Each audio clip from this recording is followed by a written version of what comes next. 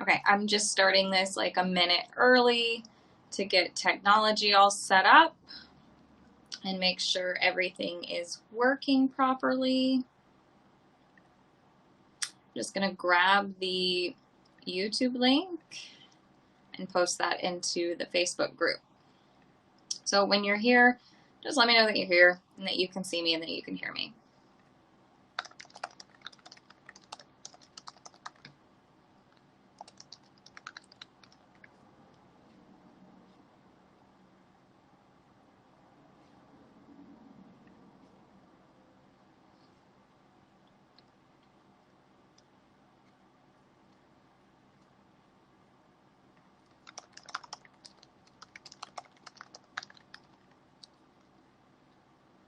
All right, I can see that Lynn is here. That is a good sign. I'm going to try to pull that up, and Kim is here. Excellent. This is perfect. Awesome. Comments are coming in. This makes me very happy. Super. All right. I am back in my office. It's not it's very comfortable for me today. I think the high was like 70-ish.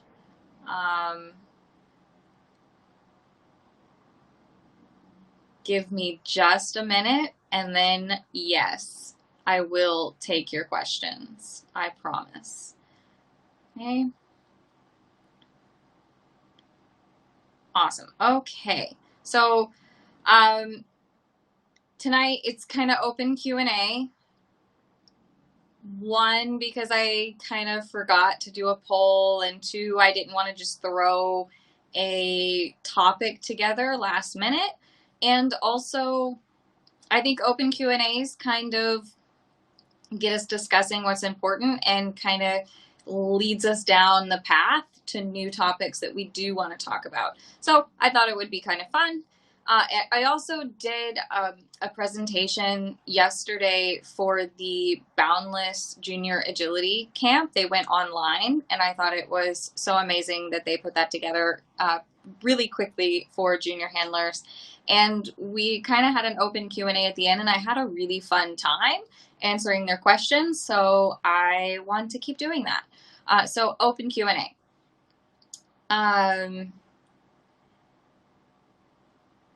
Brandy 70 is like, I am just warm enough that I sit in the sun and I soak it up. We did some training this afternoon, and Graham is like hiding in the shade, and I am just soaking it up. So I love the sun.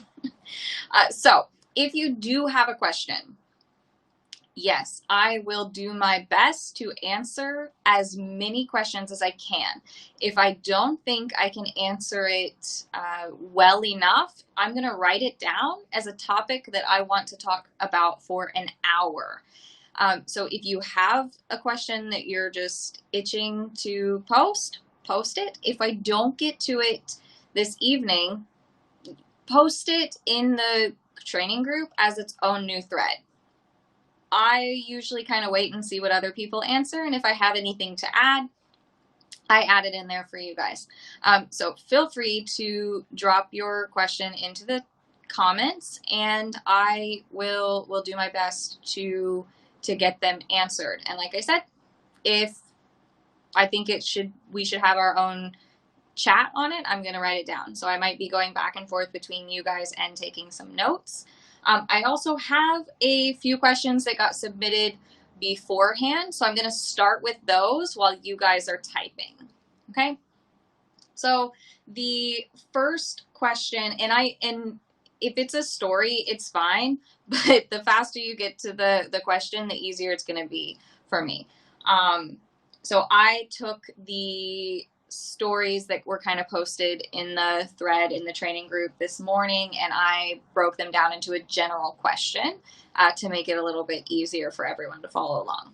So the first question was, how do I go about building speed and enthusiasm into the behavior versus focusing purely on accuracy? And The answer to that would be making sure that my behavior is broken down into small enough pieces that the dog can, one, understand the behavior pretty easily, because when they understand it well, you're going to go faster. Just for an example, in my agility handler mechanics class, when I add a new element for the handler to be working on, they automatically slow down.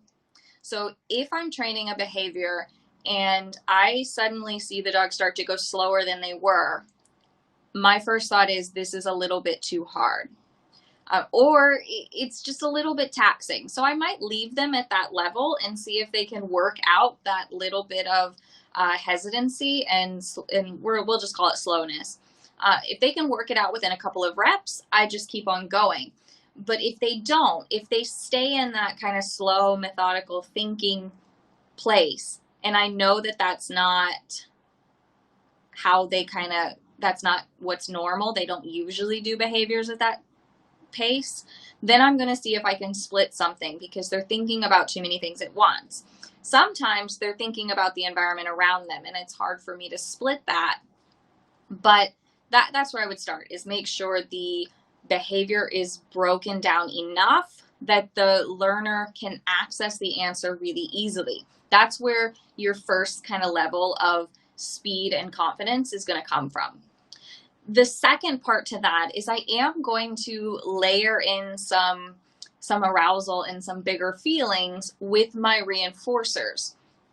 So Shrek really likes food, pretty much all food, but he does get a little bit sharkier for some treats. So just by understanding how he takes different levels of food, I realize that some food is going to increase his arousal just automatically.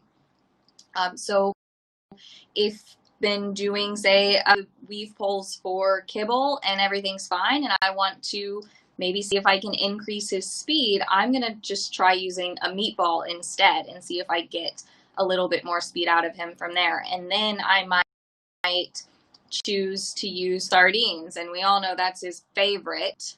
And some things in between I could try as well. Like beef meatballs are better than chicken meatballs, if you were interested and like to eat. But sardines are at the top of the food chain if you are an ogre, unless they are frozen sardines whole, and then that's it's just an unfortunate accident. So you can use the reinforcers to also layer in speed and enthusiasm. Okay.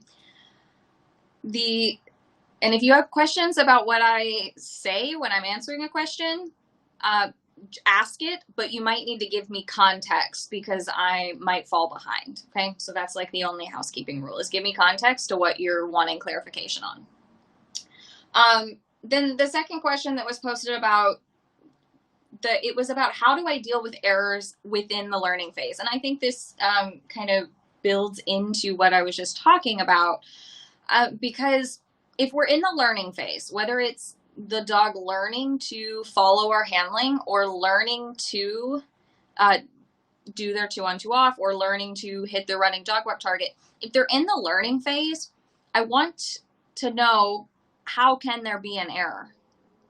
If the dog doesn't know what the correct behavior is, how could they possibly be wrong? So I want to start there. Now, it happens that we think they know the answer and they don't. That's going to happen. I don't want to throw shame or blame, make you feel guilty that the dog made a mistake. But when you're learning a new behavior and you haven't yet acquired the behavior, I would be hard pressed to tell you, you did that wrong. You did something, you thought it was right. So we want to just set up our training sessions as best we can, so that the learner lands on the correct behavior as easily as possible. Okay. Sometimes we're going to make a mistake. We're going a little bit too quickly. We're going to ask too much. We're not going to notice that 6 bunnies started walking across the field behind us. Something could cause the dog to make a quote unquote mistake.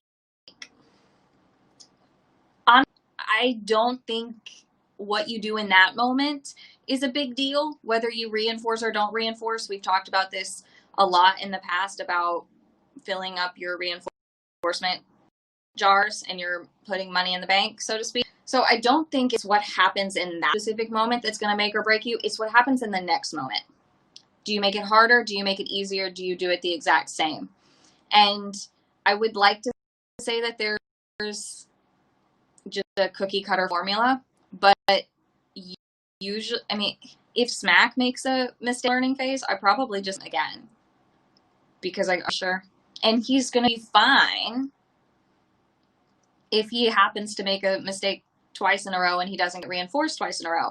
But if I'm with a new learner, if the learner is new to me, I'm not going to risk them failing again in such a fragile state of learning something new.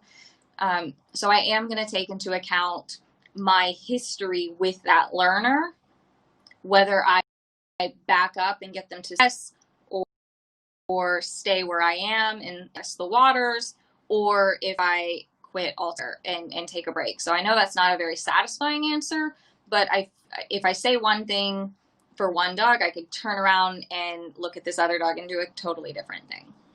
But just keep that in mind that really, when you're in a learning phase, are there truly errors? Like, is there a limit to what you're willing to accept? Things like that. So the third question, and there was a lot to it, and I did read the blog and watch the video, but I think the real question here is, does teaching a dog the behavior of default eye contact reduce obstacle commitment? And first, I will define default eye contact as in the absence of other information, in the absence of other cues, in the absence of other things telling the dog what to do in the environment, the dog should default to looking at my face. I do currently teach this. I did not used to teach this. It's not very popular in agility to teach eye contact because I think the fear of reducing obstacle commitment. I don't believe that teaching default eye contact reduces obstacle commitment. I think that the default eye contact happens when the dog doesn't know what to do otherwise. The dog isn't being told what to do otherwise. The dog is unsure what to do otherwise. So if you're wanting your dog to be looking forward or looking at the obstacles and they are defaulting to eye contact, I would say that your obstacle commitment just needs more work. And we talked about that a couple episodes ago, or maybe last week. Was that last week? I don't even know what day it is. I show up here because I have like a reminder on my phone that tells me to. So at some point we talked about obstinate. So I do think they are two different skills and they are both trained. Neither of them is really natural to the dog. So as long as you keep your reinforcement banks kind of balanced, I don't believe that default eye contact reduces obstacle commitment. I will say that if you choose to teach default eye contact as that being your dog's default behavior, you could then teach a look forward cue if you need it. And opposite, right? If you teach default look forward, you could just put eye contact on cue. I use eye contact, the default eye contact, as a way for my dog to communicate his readiness to me. So I would then choose to put looking forward on a cue. But I don't think it reduces obstacle commitment and the dog's ability to commit. Smack was taught that when I grab his collar, he should look forward. But on a start line, he always looked at me. And then when I released him, he would look to the jump. And then Shrek is completely default eye contact in all situations, and he sees the obstacles when he's not hunting. I love Shrek. Okay, and then the fourth question that was submitted ahead of time before I get to you guys, retraining. Is it a good idea? Is it a bad idea? And it just came in, this question just came in, and I might have more thought and progress, and maybe it deserves its own episode, its own, but retraining. So the thing you have to consider when you're retraining is the cues surrounding what your dog knows and what you're trying to now teach the dog. So in this person's question, it was specifically for the weaves. And starting over, I don't know how the dog learned how to weave originally, but I do have a dog in the weave pole class that was being taught how to weave a completely different way and was really close to all 12 poles, but didn't quite finish it. And now she's trying my method to get the dog. And we are having to come at things a little bit differently because of the dog's learning history surrounding the weaves and what is actually cueing the dog to weave.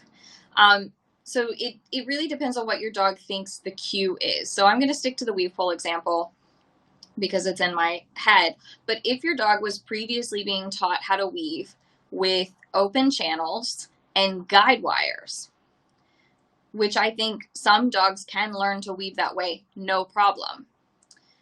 Smack learned to weave on channels, and he was done in like 12 days, and it was amazing. And I wasn't even trying that hard. I don't know how he learned to weave. But Shock, and I was like, oh my God, I'm totally doing channel next dog, and it's going to be amazing. It took me like 3 years and 7 different methods to teach her how to like weave, and I'm still filling in gaps. Like it just doesn't work, which my current weave pole method of training is 100% her doing. But the problems I came up with because of Shock understood the 12 weaves open channel was a cue in and of itself. It didn't matter what I was saying. It didn't matter what I was doing. This open channel was a different obstacle, therefore a different cue, therefore a different behavior than this. So I ran into problems. So when you go back to retraining, and so let's just say Shock, when I went retraining and doing 2x2s, she sort of kind of recognized poles, but also I had changed the game completely. And there was some confusion wrapped up in that because she was pulling from this history that told her to do one thing, and then also pulling from this new game that I was trying to play. And there was her wires were getting crossed, and there was some frustration. So basically you might have to break it down even more. You might have to do some spoon feeding. You might have to do some luring. You might have to start further into the process. You might have gone too far back. So again, I don't have the magic cookie cutter every dog, but do consider what the cues were surrounding the weave poles before you started over and what they might be now and how that might be conflicting. And I see that Anne kind of answered me that it was your question, and that Agnes was trained similarly with mixed wide channels when young and guides later for entries and exits. Yeah. So my gut feeling, Anne, is that 2x2s are similar, but not the picture she's used to, and the wires are just getting a little bit crossed. And since you did say that you signed up for my class, there is a gold student having a little bit of the same issue, and we're having to go all the way back and do some different things. So check that out, and at least someone there in the class is having that same problem.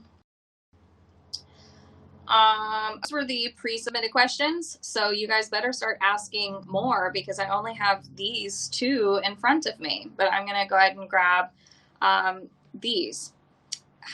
How would you suggest motivating a dog that doesn't want to work? Also, how would you suggest to get a dog working that is just being... So let's let's unpack maybe what you might define as lazy. When a client comes to me and says that their dog is lazy, I tend to just think that we haven't found the right currency. Okay. So if someone was offering to pay me in, I don't know, stationery, I love notebooks and pencils and pens and calendars and planners. I love those things.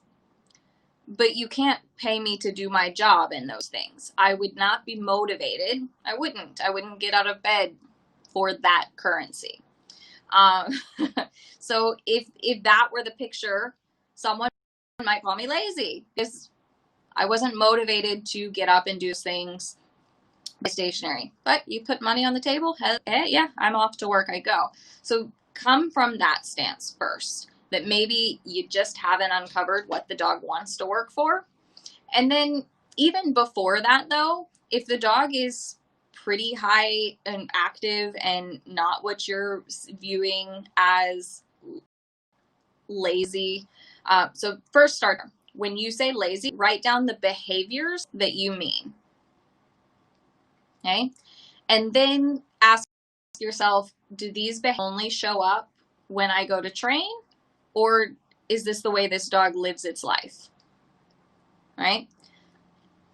Because I'm like up at 5:30 and I'm doing things blah, blah, blah, blah, blah, blah, blah, blah all the time. So then if I were in a situation where I was very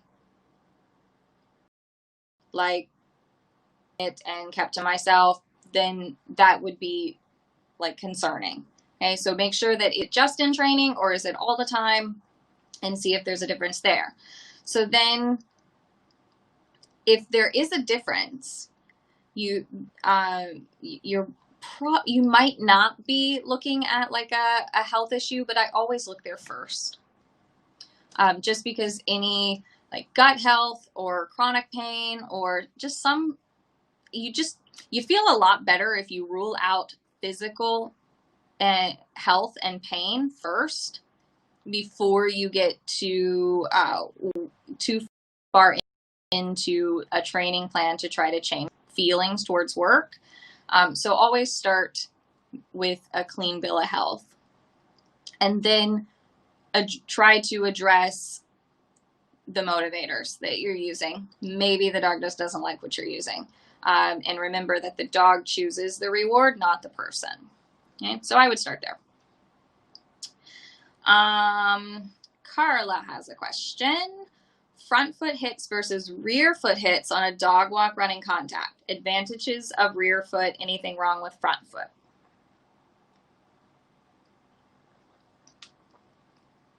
I think, especially for a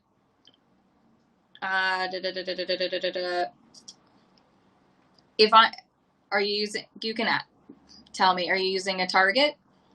I don't think it really matters for me, but now that I'm only using a target for running contacts, I don't actually dictate how the dog hits the target as long as they hit I do think a little bit the dog is going to choose what they are most comfortable with. So if they're front pawsy, they're going to be hitting it with their front paws. If they're rear pawsy, they're going to be hitting it with their rear paws. Shock only got rear foot targeting tricks when she was a puppy, so she hits it with her rear paws. But the two youngsters, Skreek and Shrek, they are front feet all the way, and it's very intentional. But then as far as advantages or disadvantages, I guess you could say that if the target is at the end of the dog walk and they are hitting it with their front feet, they're not leaving the board in as much extension as they could be. So that could be a factor that you would want rear foot hits for extension, but I think front foot hits are better for turns and collection.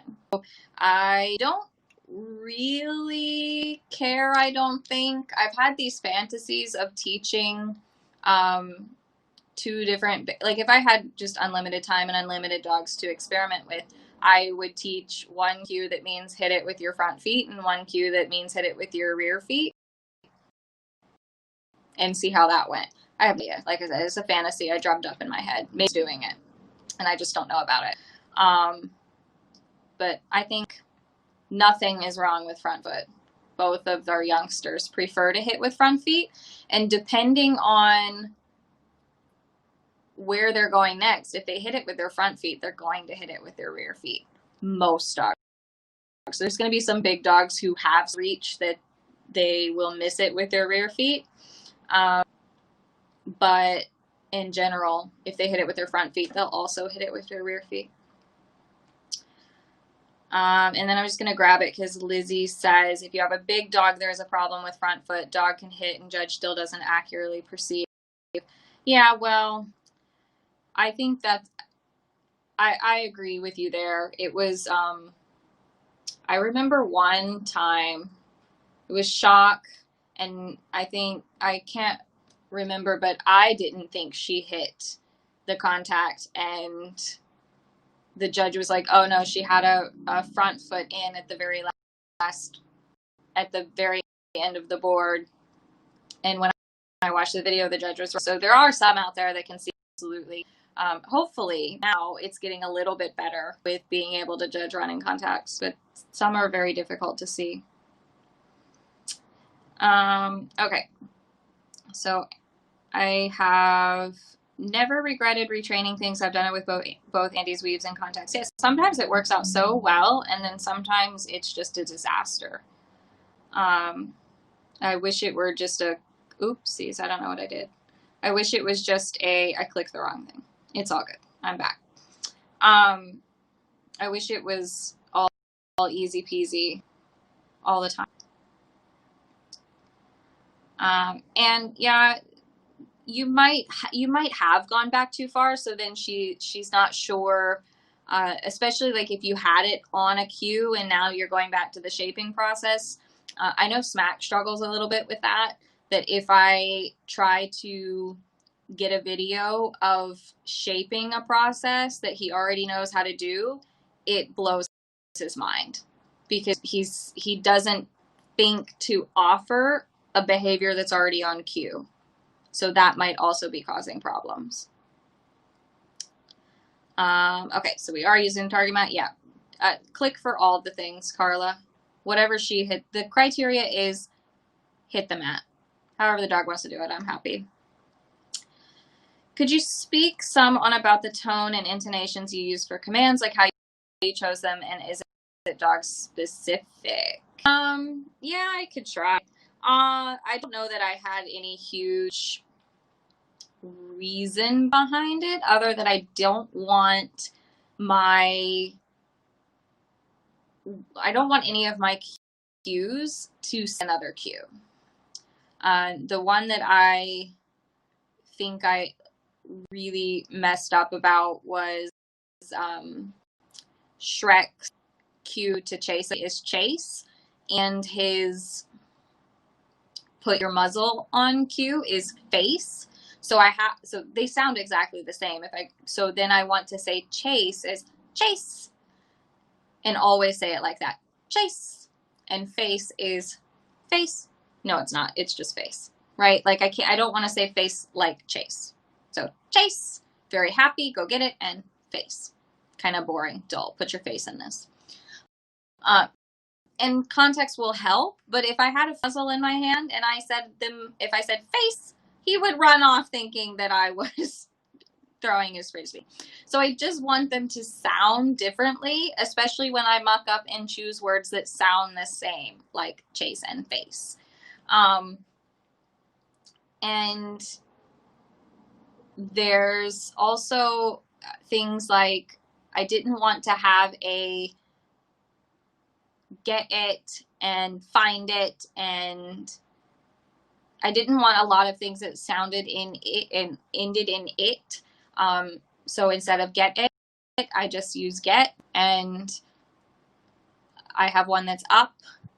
So I just don't want things to sound the same, and some dogs can maybe tell the difference. But if I, for instance, was trying to train the muzzle and I kept seeing him run off away from me, that's a clue. He's offering a behavior he thinks is right.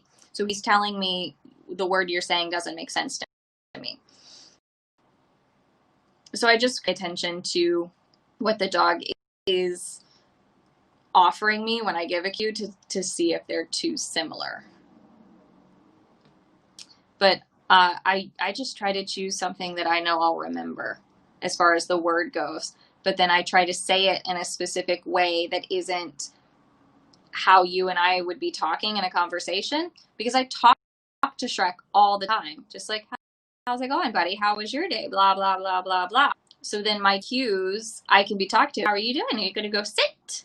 But if I just go, hey, you want to go over here and sit? He's not going to sit. It's just conversation. So everything kind of has a specific tone and how I say it because I want it to stand out.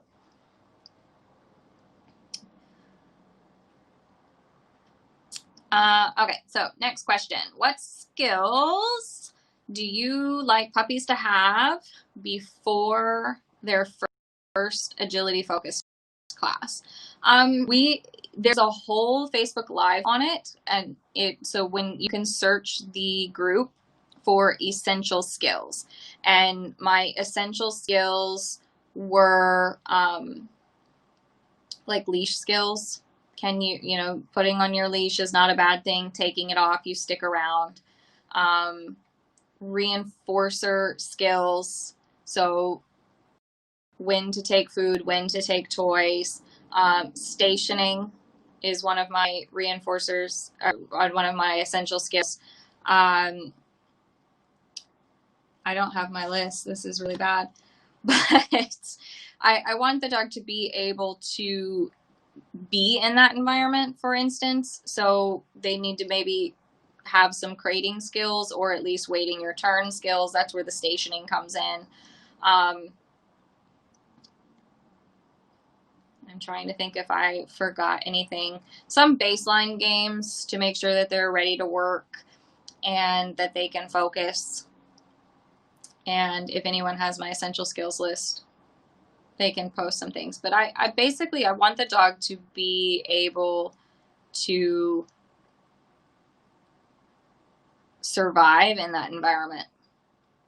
If I walk in with my puppy and my puppy's at the end of the leash and they're just like all over the place, they can't learn in that environment. So I want the puppy to be prepared for what he will need to be doing in that environment.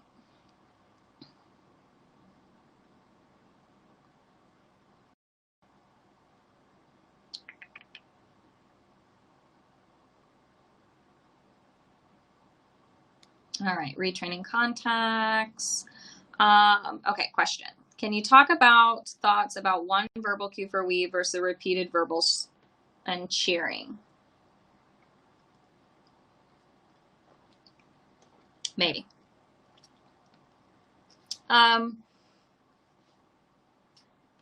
I go about it simply is that I look at the cue relevancy and the hierarchy of cues. So I primarily handle with a more movement-based system. Most of my handling is what the dog naturally responds to, and I just have a few independent verbals kind of sprinkled on top. And my most important independent verbals would be my obstacle cues, because I want my dogs to complete the obstacles regardless of what my movement and position say to the dog. And we know that movement and position are the biggest additions to the dogs because they're the most salient naturally to the dog.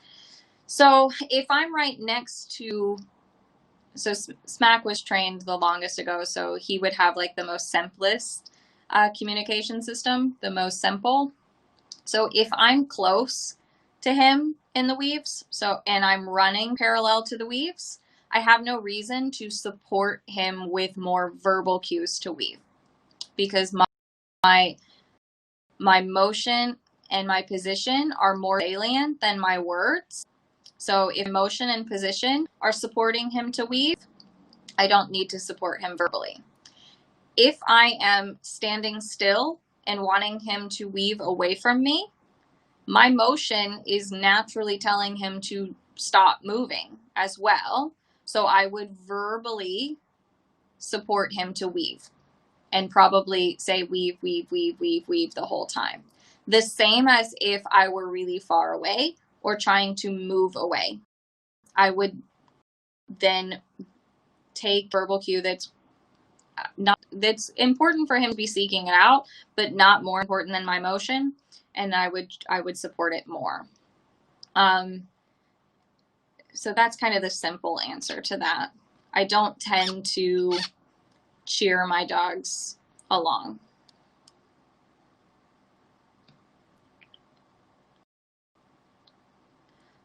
Training crosses. Yeah, I can kind of quickly go over my process. It starts with some stuff on the flat, so I just make sure that the dog understands. I'm trying to, okay, that's better. Okay, perfect. I start with the concept of when I go behind the dog, it doesn't mean spin around towards me. It just means turn your head to the other side. So I start with a young puppy and they're in a sit and I have a cookie in front of their nose and I just move behind them so they're learning to stay looking forward even when I move behind them. And then once they have that idea, because if you naturally what the puppy will do if you're on their left side and you go behind them, their natural response is to spin to the left and follow you. So I have to teach them to just turn their head to the right.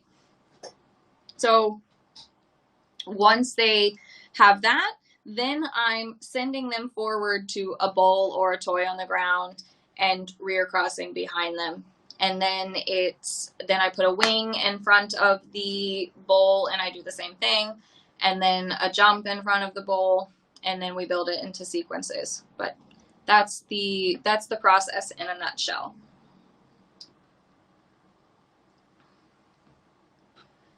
Okay. What do you think highest structural conformational priority should be when looking for an agility dog? Oof.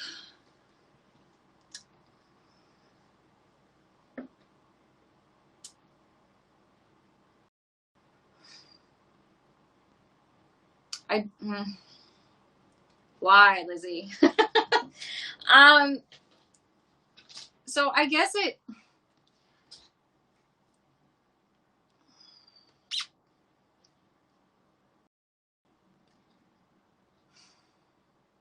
it would basically start at, of course, the breed and what normal functional structure looks like for that breed. So we're going to start there. Because I do feel like if you're getting a specific dog and they're built to do what that breed is supposed to do, they'll probably be okay. There's going to be some exceptions to that. Specifically with border collies, I know I said ask me, and I'm not a super expert or try to pretend like I am, but with border collies, things that I kind of tell you our process when we were looking for a male to breed Shock to. We wanted something, because that's at least something I've experienced with. We wanted a dog that had the similar movement abilities that she has, which is her ability to slow down and speed up very easily. And her full brother Smack doesn't have that. So we knew that the potential for floppy-legged dorkiness was in there somewhere. So we wanted a male that had really, really fluid movement. So they could slow down, speed up very easily. They didn't have to, it didn't look very taxing. So whatever structure goes into that, we were looking for. We didn't want super narrow chested, but of course we don't want super heavy or super thick. So we wanted really nice balance there. not too long in the groin, but not too short, right? Like there's this neck length of a border collie versus all the, like Smack is very long. So I don't really know. And then of course with Shrek, some terriers can be boxy and straight in the front. But Shrek's line are bred for working and doing all the sports. So he's got like some of the best angles I've ever seen on a Jack and Parsons, those types of things. So I don't know. I want them to move well, because I think if they can, I look for movement, and if I like how a dog moves, I probably like their structure. And then they have to be able to jump.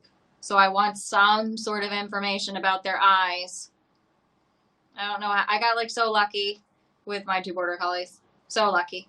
Because they came from a farm with no health testing, and all of their relatives only herd ranches. Not even competition herding, just on farms.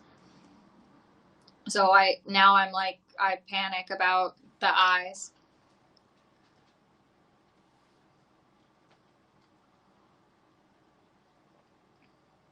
Okay. Running A-frame grid work. What is ideal space for the station, the first bar? I would say quite close. I don't want a ton of speed going into that grid, because you have to remember that the grid is like a flat A-frame on the ground, but as you raise it, they're naturally going to slow down having to. So I don't let them get a ton of speed into the grid. So I would start them, say, at the base of the A-frame. So if the grid is an A-frame flat around, I would start them at the very, very at the base of the A-frame. So that was the first half of your question. And what is the ideal space after the box to pre-place the reward? That can vary for different dogs. If your dog is extending too much, I would put it closer. And if your dog isn't extending enough, away. Cindy, what about temperament? Ask me more. And Sandy, yeah, I agree. Most people, we do have, I mean, it does depend on what you want to, what you like to live with and what you want to accomplish. Tips on transitioning away from physical cues and to verbals for like agility specific, but in general,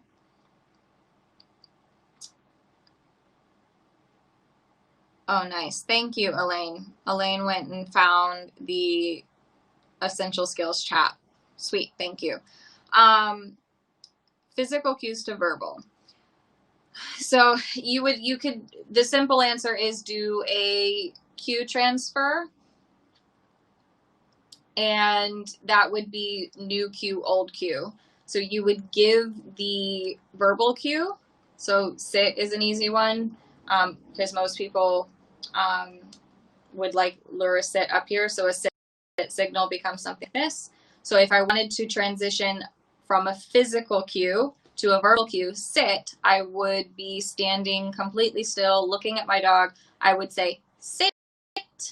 I would pause. The dog is going, I don't know what sit means. So they're not responding, but there's a pause. So sit, pause, then the physical cue, then mark and reinforce. And so what eventually happens is sit, verbal cue becomes the predictor of the physical cue, and the dog will start reacting. They'll start skipping the step because they can predict what's going to happen next. So the dog hears sit and they just go, yeah, I know what's next. So you just pattern that, new cue, old cue, mark, reinforce, new cue, old cue, mark, reinforce. Eventually the dog will start anticipating, and they won't need the old cue anymore. And then you have it on a new cue. So I would do the same thing with all of any behavior I want to put on a verbal only. I think this is a comment, but every puppy is a lucky draw. I did the homework on my golden and still ended up with a dog that by the time they were 2, retired from everything due to sublimation in one hip, and that is so bad. Yeah, it is. I mean, much research, and it's a crapshoot. But you know, best educated guess.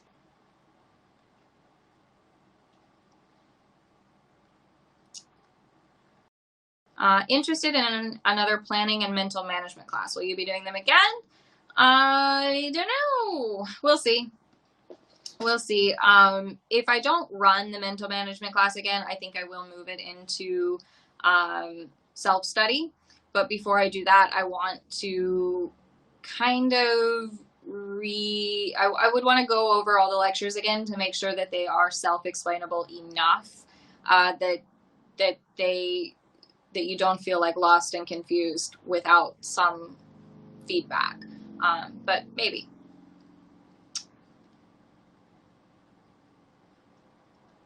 And then any resources I would recommend until you offer it again.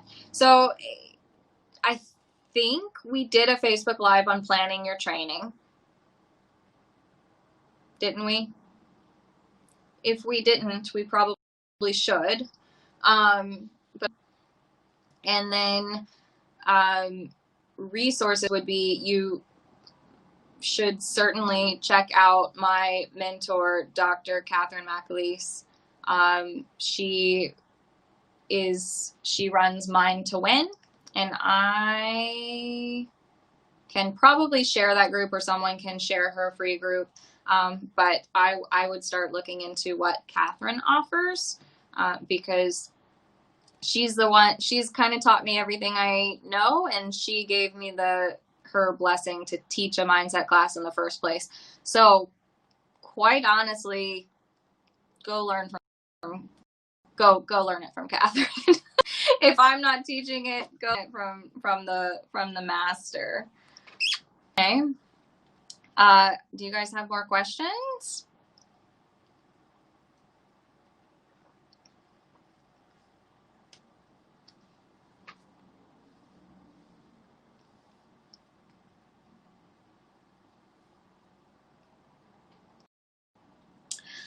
Okay, Wendy. Yeah, Lizzie's question was specifically about structure and conformation. For sure, I want a dog that I can live with first, and then play sports with second. So yeah, temperament would come up there.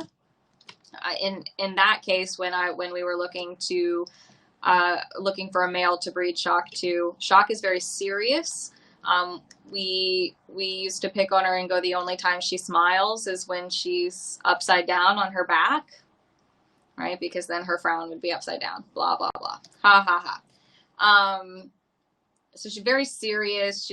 She's a little bit playful she's more playful now in her older age, but she's a very serious dog. When she's in a training environment, she just has like zero sense of humor, and she can get a little bit in her own head. So we wanted to look for with a sense of humor. So on top of a dog that moved as well as she did, we wanted a dog that was kind of the opposite of her in terms of working temperament and things like that. But she's also my best dog to take on off-leash hikes, because she's not interested. She's very dog neutral. She's not interested in talking to other dogs. If another dog is kind of confrontational, she will, look away. She doesn't know how to growl. I've never heard her growl. Having puppies taught her to curl her lip. So not very effective, because the dog doesn't know that she's curling her lip at them, but she doesn't go.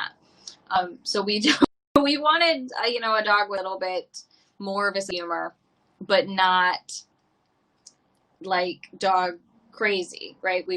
It's very difficult. But I do think temperament, you should be creating dogs that, thank you, Anne, for grabbing the Mind to Win. It should be dogs that you can live with first and sport with second. It should be that. my friend Jessica Heckman, colleague Jessica Heckman, has a podcast, The Functional Dog Collaboration, and also a Facebook group, the Functional Breeding, Functional Dog, something like that. But it's very active, and the members are talking about promoting good breeding habits and what are we looking for temperament and structure wise. And I think it's a really good resource.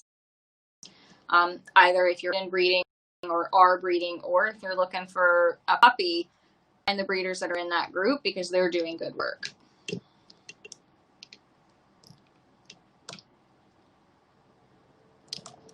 Any other questions, or are we going to dinner early?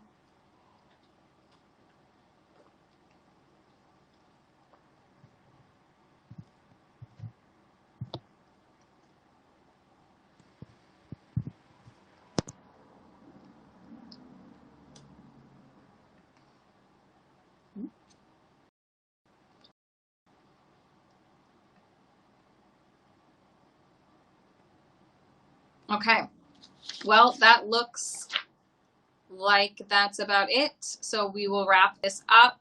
I'll give you guys a little okay. Oh, there's a couple more questions. You guys are good. I was just about to close this thing down. You guys are great. Finding a first-class food reward. If mine is liver and used for truffle hunting, do I want it for agility?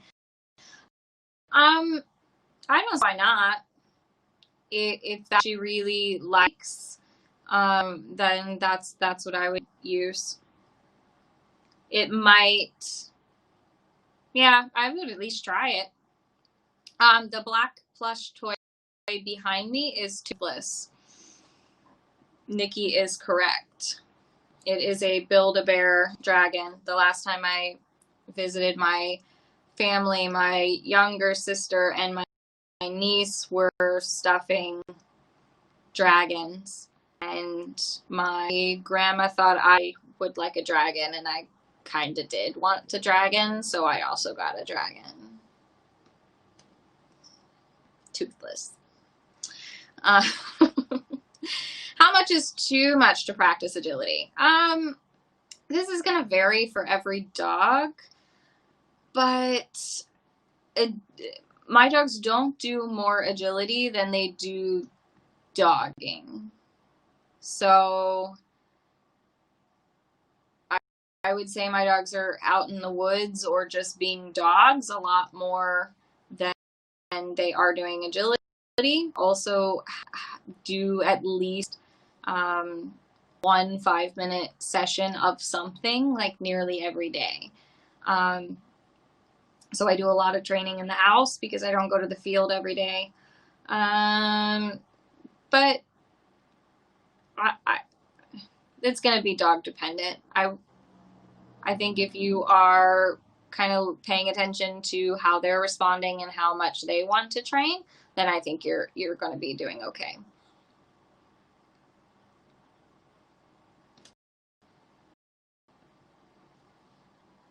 All right.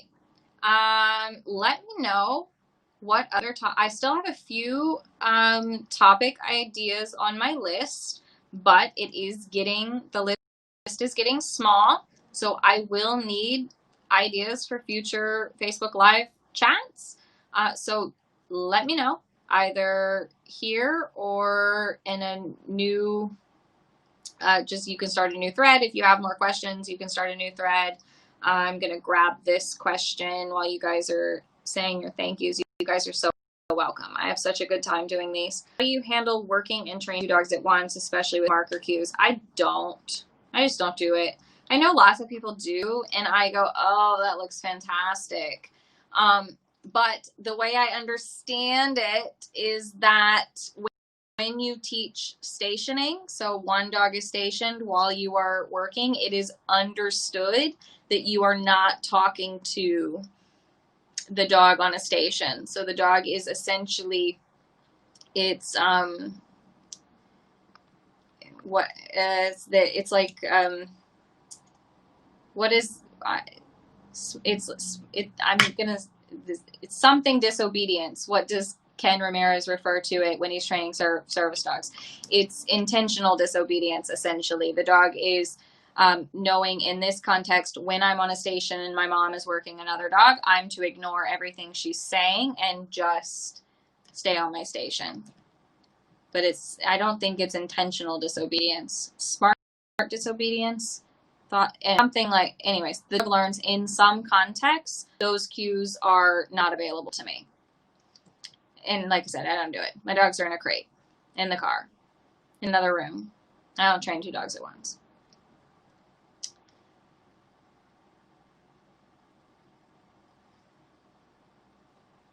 Awesome, Nancy. I'm so glad. I'm glad it's working for you. I'm glad that you're here and you're learning. That's cool. Thanks. Thanks for sharing that. Great on grass and he's on sand. I've not is it just intelligent disobedience? Well, that makes so much sense. Thank you, Christina. I knew it was something very simple and the word was not coming. Intelligent disobedience.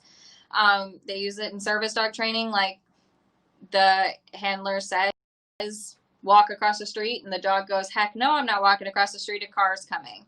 So they have to learn when to intelligently disobey, right? So a little bit of that is happening with station training. Okay, so back to great on grass, not great on sand. Are we sure it's surface and not something else in the environment? But if it is, regardless of it being something else in the environment or on the sand, I would just ask for less on the sand. So can you come in on leash so you're not off? So that's kind of the first thing, is you have to stop the zooming from happening. So you might do a lot of training on the sand where zooming isn't accessible. So you would stay on leash. So can you come in? Can you eat? Can you do simple behaviors? Can you play? If you use toys, can you play with your toy? So I would just start at a very, very bare minimum level so you can get some success in that environment. And then can you take their leash off and eat? So then can you do all those simple behaviors with the leash off or with the leash on the ground, just not in your hand, things like that.